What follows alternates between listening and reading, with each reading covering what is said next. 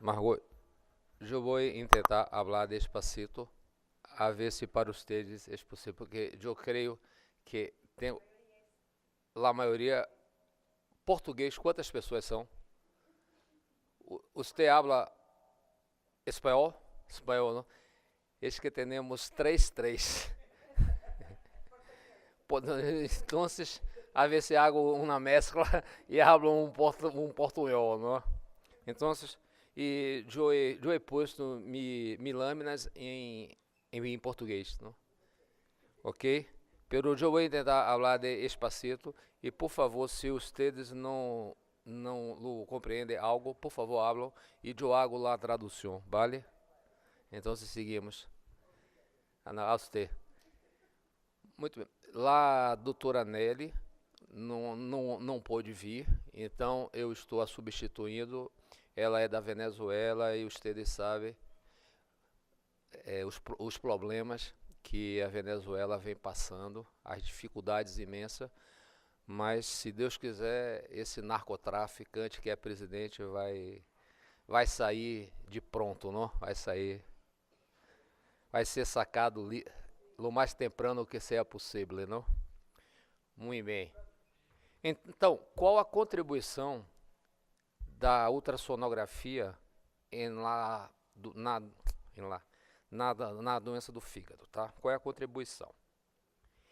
Então, a primeira coisa, temos que tentar identificar a doença e ver se tem complicações que podem ser ascite, hepatocarcinoma, hipertensão porta, circulação colateral, etc. Então, como vamos identificar se há ou não presença de patologia? A primeira coisa é tentar ver a alteração textural do parênquima, que é uma das coisas mais precoces que há. Então, é buscar, às vezes, como nós começamos a ver os vasos periféricos, eles deixam de ser visíveis. Este é um dos primeiros sinais mais precoces da hepatopatia crônica. Então, o parênquima do fígado, que ele é liso, ele passa a ser grosseiro. Esse é dos sinais mais precoces que tem e nós podemos procurar identificar. Depois vai ocorrer uma alteração das bordas e dos contornos. Podemos ter também, uma perda do padrão usual das veias hepáticas ao Doppler espectral. A hipertensão portal, a circulação colateral, que são as varizes, e outras complicações, como falamos, da ascite e do hepatocarcinoma. E uma coisa muito importante, a ecografia normal não descarta uma doença crônica do fígado. E isto nós temos visto muito com a elastografia, pacientes que chegam e que têm alterações de transaminases, têm um histórico clínico de uma enfermidade crônica do fígado, eles têm ultrassom normal. E às vezes eu tenho encontrado, inclusive, pacientes com F4, na escala de Metavir, que vai equivaler à cirrose. Então, quais são as principais causas das enfermidades crônicas do fígado? Existem inúmeras causas, mas as mais frequentes são o fígado cardíaco, as hepatites, a esteatose. Depois, há sempre uma modificação dessas doenças que podem chegar na cirrose, e a extosomose hepatoesplênica, que está caindo muito no Brasil. Quando eu comecei a fazer ultrassonografia, havia muitos pacientes extosomóticos. Hoje, com a conscientização da população, eles estão evitando o banho em rio, se está conseguindo eliminar o caramujo da extosomose, e isso tem diminuído bastante. O que ocorre no fígado cardíaco? Primeiro vamos ter o quê? Uma dilatação das vias cavas, da via cava inferior e das vias hepáticas, com perda da variação do calibre com a respiração. Vamos ter o quê? Um acúmulo de líquido que vai levar a uma redução da ecogenicidade do parênquima. Pode haver fluxo retrógrado na veia cava inferior e na veia hepática. Então, podemos evoluir para derrame pleural, podemos ter o espessamento da parede da vesícula biliar, a descompensação hepática leva a ascite, e o que é que nós vamos ter? Uma hepatomegalia que é homogênea, depois heterogênea, micronodulações, até que se pode chegar na cirrose. Então, é isso que nós vamos ver no fígado cardíaco, a dilatação da cava inferior e a dilatação das veias hepáticas, e estas veias vão responder de forma discreta ou não vão responder às manobras respiratórias de inspiração e expiração forçada. Margot, consegue compreender de português, hablando de despacito, tranquilo? 1,5. Então, as hepatites. Hoje, ainda, a maior causa da doença crônica do fígado é a hepatite C. Quando nós começamos a fazer ecografia, a maior causa da doença crônica e que levava ao hepatocarcinoma também era a doença alcoólica do fígado. Depois mudou para a hepatite B. Agora mudou para a hepatite C. E o perfil também agora está mudando para a esteatohepatite, que é a doença do presente e a doença do futuro. Hoje nós temos os exames de sangue que se faz. Então, a doença que é transmitida basicamente por via sanguínea, ela está diminuindo, nós temos vacina para a hepatite C, então hoje está caindo muito. A gente vê muito pacientes que têm a história, eu tomei uma transfusão de sangue há 20, há 30 anos atrás, e esses pacientes desenvolvem a hepatite C. Isso está caindo muito hoje em dia. E o que nós estamos vendo é que com o efeito, sobretudo aqui no Brasil, o efeito McDonald, que são os pacientes obesos, são as hepatites, as hepatites não alcoólicas, as chamadas NASH, né, e as NEFILD, que levam a esteatohepatite. Então, é a esteatose que fica e que termina virando uma esteatohepatite, e isso vai para uma cirrose, pode fazer hepatocarcinoma e levar o paciente a óbito também. Então, a maior parte dos casos agudos da hepatite, que é a A, sem alteração ecográfica, que pode ocorrer até em hepatites crônicas. Nas agudas, o que é que nós podemos ter? Hepatomegalia, uma hiperecogenicidade portal difusa, redução da ecogenicidade, espessamento da parede da vesícula e linfonodos em hilo hepático e tronco cilíaco. E nas crônicas, alteração da ecogenicidade, das dimensões, dos contornos, das bordas, do padrão vascular e um caminho, uma evolução para cirrose. Então, nós vamos ter o quê? Este é um sinal que a gente pode ver com frequência nas hepatites agudas, que é o aumento da hiperecogenicidade dos vasos portais, que é chamado o fígado em céu estrelado. Então, vejo vocês, né, como o fígado brilha, como aqui ocorre a mesma coisa. Então, é um paciente que chega com um quadro clínico e laboratorial de suspeita de hepatite aguda, e nós encontramos esse fígado que é compatível com uma doença aguda. A vesícula biliar pode estar espessada e com redução de tamanho. Com a evolução da doença, o paciente caminhando para sua resolução, nós vamos ver que a vesícula retorna ao tamanho normal.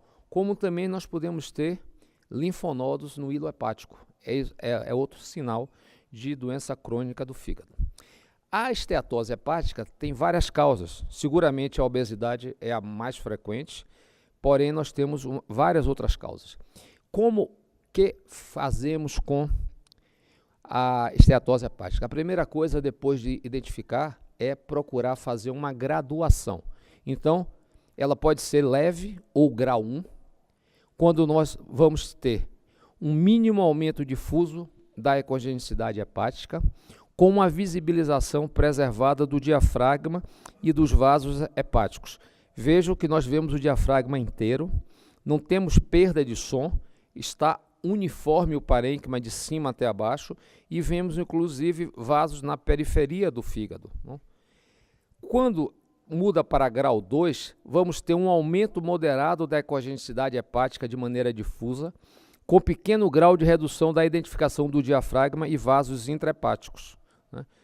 E quando ela é grau 3, ela é acentuada, ou grau 3, vamos ter um aumento importante da ecogenicidade hepática de forma difusa, sendo pequena a penetração do som no segmento posterior do lobo direito hepático, com uma visibilização prejudicada ou não, identificação do diafragma e vasos intrahepáticos. Às vezes, esta gordura ela pode estar formada de maneira focal. Este paciente, quando eu fiz a primeira vez o seu estudo, eu diagnostiquei 2 hemangiomas. E sempre quando eu faço um diagnóstico de hemangioma hepático em pacientes sem nenhuma história de neoplasia e que o aspecto é típico e são abaixo de 3, 4 centímetros, eu sempre sugiro fazer um controle. E quando ele voltou, eu não sei porquê, eu resolvi colocar o Doppler colorido. E veja o que aconteceu. Nós temos então uma passagem livre do vaso através da imagem. Nenhum tumor nunca permite que um vaso passe livremente através dele. O tumor vai deslocar, vai comprimir, vai infiltrar, mas isto nunca ocorre. Isso geralmente é gordura focal. Então, os 2 hemangiomas mudaram para uma zona de grassa focal, não? Às vezes, aqui um outro caso, é muito parecido, então fazemos o Doppler, um Doppler de amplitude e o vaso passa, se queda livre, não? Então, passa livremente. Às vezes ocorre o oposto, temos um fígado gorduroso, um hígado grasso, pero temos áreas de parênquima normal.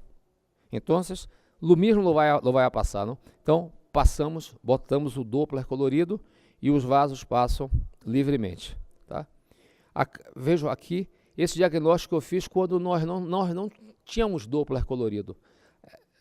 Um equipo viejo, não tinha Doppler de color, vocês podem, fíjate ustedes, não? Pero os vasos se quedam livre em la grasa, passam livremente, então isso é área de esteatose focal. Tá?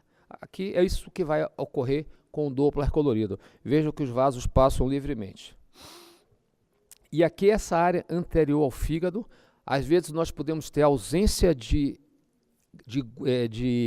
gordura no fígado gorduroso, ou às vezes nós podemos ter uma esteatose focal. Também os vasos passam livremente. Este aqui é um trabalho um paper que saiu em 2015, que fala de 3 sinais, que seriam sinais interessantes para se identificar presença de doença crônica de fígado.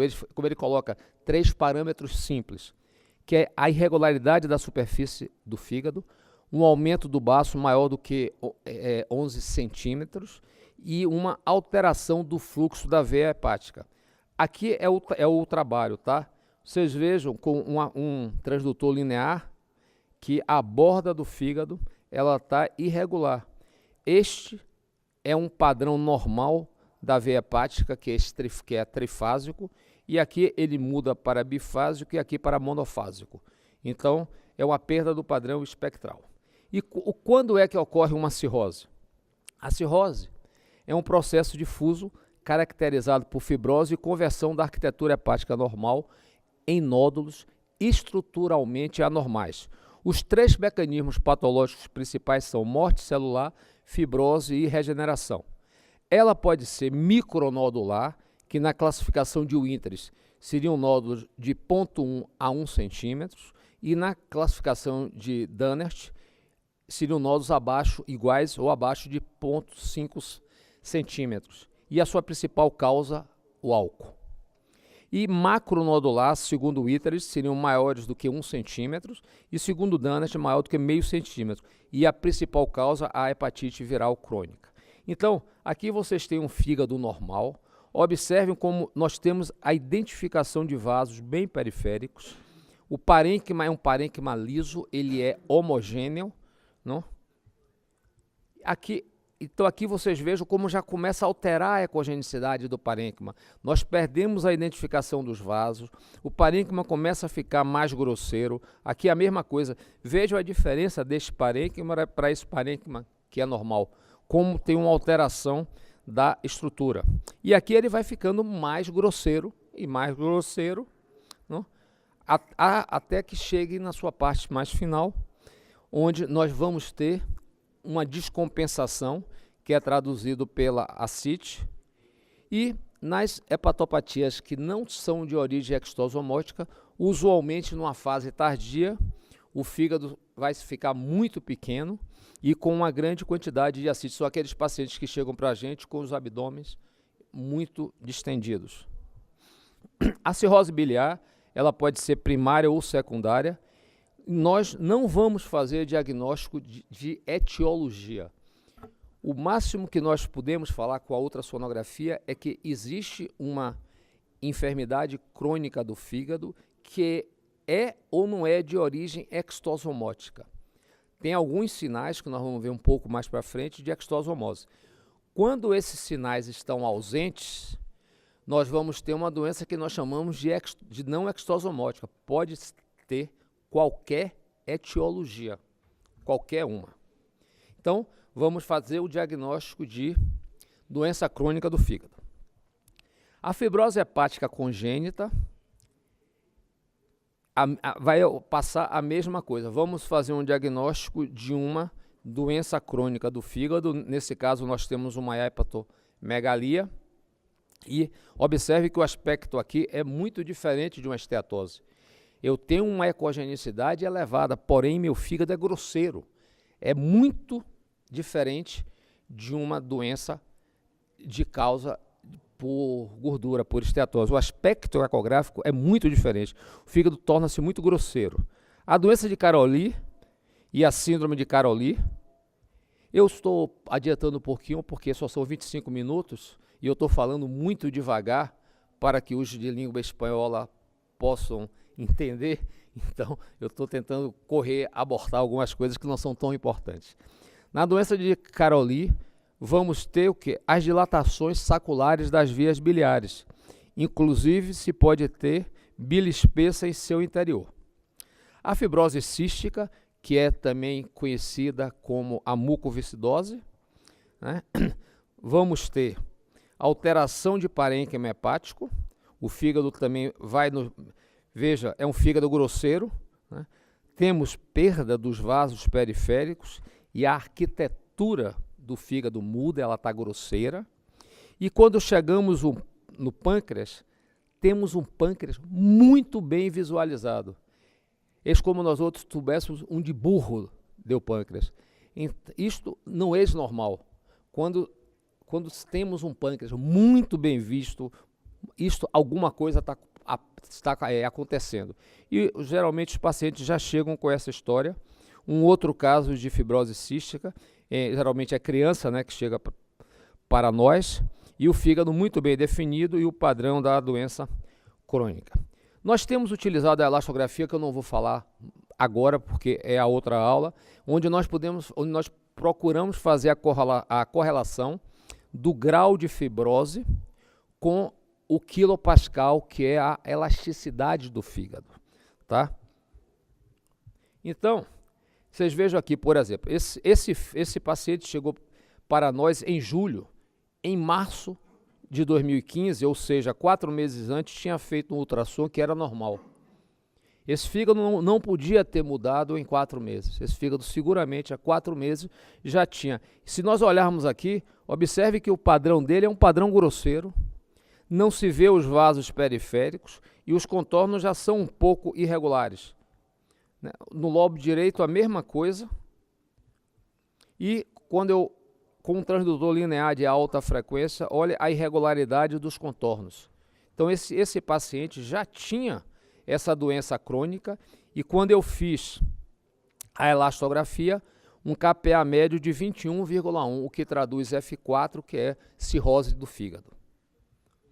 Tá? Então, vejo que em todos os cortes a elasticidade estava reduzida. Como vamos chamar um paciente com hipertensão portal.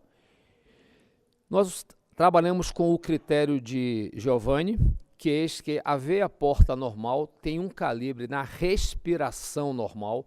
Isto é muito importante, que o paciente tenha a sua respiração muito devagar. Haga uma respiração despacito, que a inspiração e a expiração altera o tamanho da veia hepática, da veia porta. Então, o paciente tem que fazer sua respiração muito devagar. E quando falamos de velocidade, na literatura tem um número variado. Nós geralmente utilizamos aqui no Brasil muito o número 15. Então, a veia porta normal tem uma velocidade acima de 15 centímetros por segundo. Abaixo seria um regime de hipertensão portal, mesmo com veia porta de calibre normal. Veia porta de calibre normal não afasta hipertensão portal. Não esquecendo de fazer o paciente em decúbito dorsal, a respiração tem que ser bem lenta, a mensuração feita no hilo hepático, que é o local adequado, o local correto para se fazer. Então, é importante também que nós busquemos identificar circulação colateral. E isto é possível de fazer com ecografia. Sobretudo a veia coronária ou gástrica esquerda e as veias gástricas curtas. Estas veias é que vão para o esôfago inferior e que vão causar as varizes esofagianas. Estas veias são as veias mais importantes que tem pelo comprometimento que elas podem acarretar. E nós temos várias outras veias em circulação colateral, os shunts esplenorenais, etc., que nós podemos ver com a ultrassonografia. Outra complicação da doença crônica são os hepatocarcinomas, né? Aqui, esse paciente era esposo de uma médica, de uma amiga nossa, tinha uma hepatite, eu não me acordo, não me lembro se era B ou era C, e não tinha nenhum controle, não fazia nada. E quando chegou para mim, tinha sua doença crônica e havia uma massa aqui no lobo direito, né? Tinha o linfonodo no hilo hepático, e Joe Blay para que hicesse uma tomografia computada, então fez uma tomografia computadorizada, e aqui o fígado, que é um fígado de doença crônica, né? Com sua massa aqui, quando se injeta o contraste, a gente vê que é uma massa que esvaziava rapidamente, um washout muito rápido. Aqui, um padrão difuso, às vezes quando o neo é difuso, é um pouco mais difícil a sua identificação, e este caso aqui é muito interessante. Eu falei que tinha uma hepatopatia crônica com neo. Eu achei o fígado muito irregular, muito grosseiro, e fez uma tomografia computadorizada, que veio como esteatose. Eu falei com o hepatologista, eu discordo. Fez a segunda tomografia computadorizada, faço em outro lugar, esteatose. Então eu tive que concordar que o errado era eu. Então, mas é um padrão que todas as vezes que chegar para mim, eu vou chamar de neoplasia, que é um padrão extremamente, como chamamos acá em Brasil, caprichoso, né? Este enfermo, ele tinha sua hepatopatia crônica e tinha um nódulo no fígado. Porém, a história clínica era muito importante, e eu acho que com vocês também ocorre, era padre de médico. Quando és padre de médico, acá em Brasil, las cosas cambiam. Não? Lhe amamos de esmeraldice. Eu gostei desse pássaro mesmo. Não? Então, não havia tomografia nesta época, é muito velho. Ele foi para a cirurgia para ser uma biópsia e um nódulo de regeneração. Este outro enfermo tinha uma hepatopatia crônica e seu nódulo aqui. Não? Então, com o Doppler de color, que tinha um hepatocarcinoma. Não? E ha sido uma fibrose com um nódulo displásico. E isso é a tomografia computadorizada que faz o diagnóstico, ou agora melhor com a ressonância magnética, né? E quando temos uma enfermidade do fígado que é extosomótica, quais são os sinais? As alterações da textura do parênquima são iguais às demais hepatopatias. Porém, temos fibrose periportal, temos lá hipertrofia do lobo esquerdo, atrofia do lobo direito. A ascite usualmente é de pequena monta, é uma ascite tica. Temos uma pronunciada esplenomegalia, geralmente nas hepatites a esplenomegalia não é muito pronunciada, porém na extosomose é muito pronunciada. E podemos ter também a fibrose perivesicular. Eu recebo muitos laudos que têm como uma epidemia de fibrose periportal. Então, eu procurei na literatura o que é fibrose periportal e sua classificação, que isso é difícil. E deu trabalho, eu encontrei nesse artigo de 92 da Radiology. Então, o que é fibrose periportal? Grau 1. Ela é melhor identificada a nível da bifurcação porta e do colo da vesícula biliar. Apenas bandas com um espessamento maior que 4 milímetros, identificadas em apenas uma parede e ao menos em 2 cortes são considerados significativas. Então o espessamento tem que ser superior a 4 milímetros e visto ao menos em uma parede em 2 cortes, para que chamamos de fibrose periportal. Grau 2, essas bandas fibróticas se estendem além da bifurcação aos vasos periportais principais em direção à superfície hepática. E ela é grau 3, além das características do grau 1 e 2, as bandas fibróticas, além da bifurcação portal, ramos portais principais, alcançam a superfície hepática. E a superfície do fígado, ela é irregular e frequentemente retraída no ponto onde a banda fibrótica a alcança. Então a fibrose periportal ao menos tem que ter 4 milímetros de espessura para que seja classificada como tal. E os baços têm sua esplenomegalia pronunciada e inclusive se pode ter os corpúsculos de gama-Gandhi. E esta outra doença que eu via muito no Hospital das Clínicas, hoje eu estou aposentado lá na universidade, eu estou jubilado, pero eu falava que tinha uma epidemia, que todos os enfermos, se tinha ascite, tinha a suspeita clínica de Budd-Chiari. Isto é uma epidemia de Budd-Chiari e generalmente não lutenia, não? Então, quais são as principais causas? Existem inúmeras causas, não? E existem também sinais muito característicos de Budd-Chiari. E nós temos 2 sinais que para mim são os mais importantes. Lá, a hipertrofia do lobo caudado é um sinal extremamente importante de Budd-Chiari e a circulação colateral entre as veias hepáticas. Então, como é que nós vamos ver isso no ultrassom? Vejam a hipertrofia do lobo caudado e às vezes essa hipertrofia é tão acentuada que forma uma imagem pseudotumoral. Isso é típico de Budd-Chiari, muito típico de Budd-Chiari. Vejam aqui outra imagem pseudotumoral, sudotumoral, não? Por la hipertrófia do lóbulo caudado. E aqui vocês vejam uma doença crônica do fígado. Observe que no modo B, as veias hepáticas se encontram. E se fazemos o Doppler de color, eu tenho um fluxo que se vá, que é normal, pero este outro liga. Então, nós teremos uma circulação colateral entre as venas hepáticas. E isto é um sinal muito característico, muito típico de Budd-Chiari. Esta circulação colateral entre as veias hepáticas. Então, esses 2 sinais para mim são os sinais mais importantes e saiu esse paper, que é de 2015, que fala também de veias hepáticas acessórias como um sinal de Budd-Chiari. Eu não vi isso até hoje.